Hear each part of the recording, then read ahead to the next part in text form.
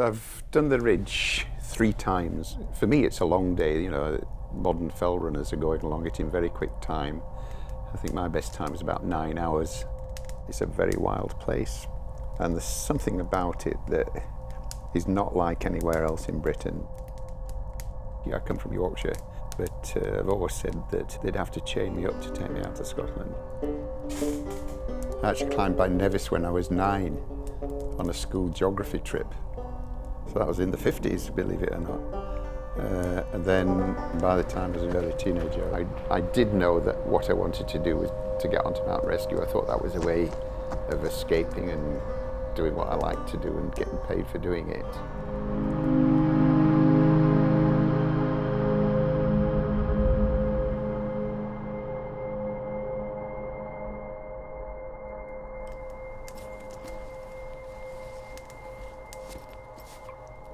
So I had 3 years as full-time mountain rescue.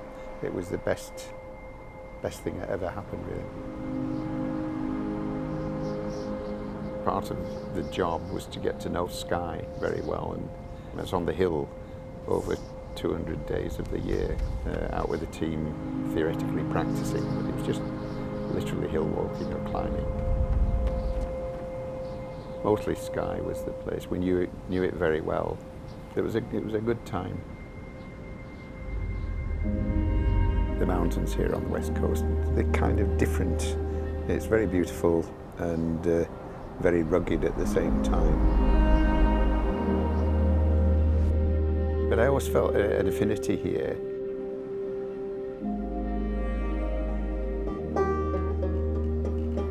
Cuillin Ridge, I don't think there's anywhere else in Britain quite like it.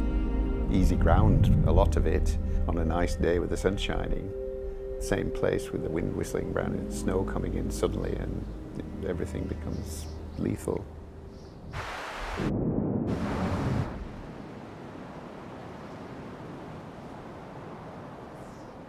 Christmas 1962, there was a party of climbers from Glasgow University Mountaineering Club. 3 of them did a traverse onto the ridge and round over the Dubhs and didn't return.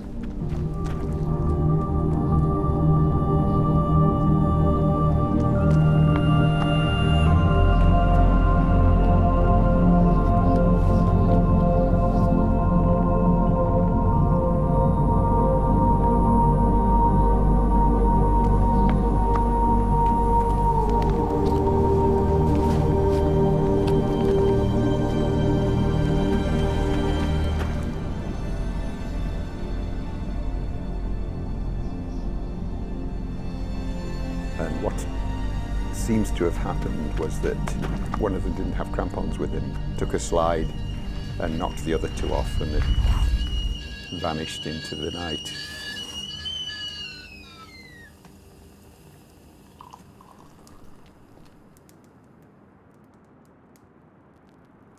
So a pretty horrifying situation. We got there and started getting ready to go on the hill. 4 of us set off up very quickly, up into the Garb Corrie up there.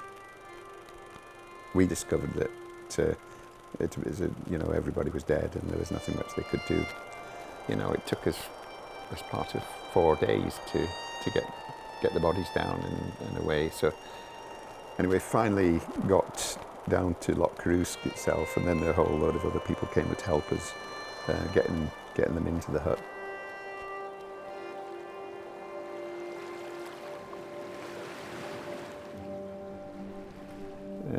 You know, you don't like it, but it's part of what it was all about.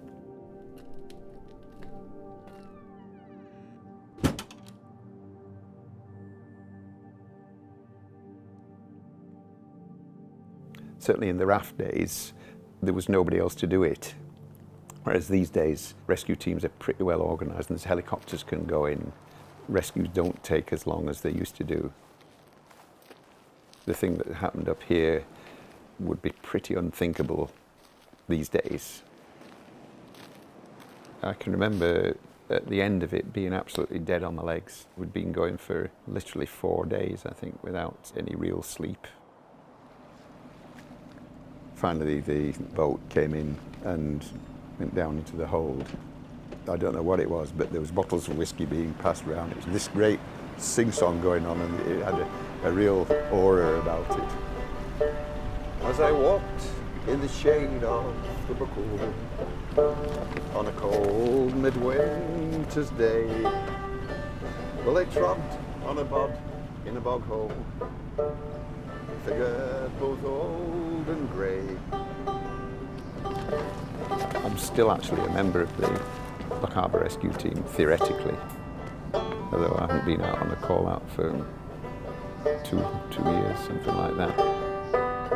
They call out the old men when there's nobody else available, you know.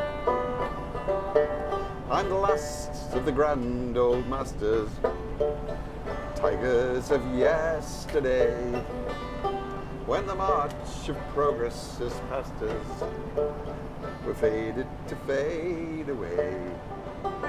I'm frightened of it now, you know. I suddenly realising that there is an end to it. I mean, I don't feel I'm there yet.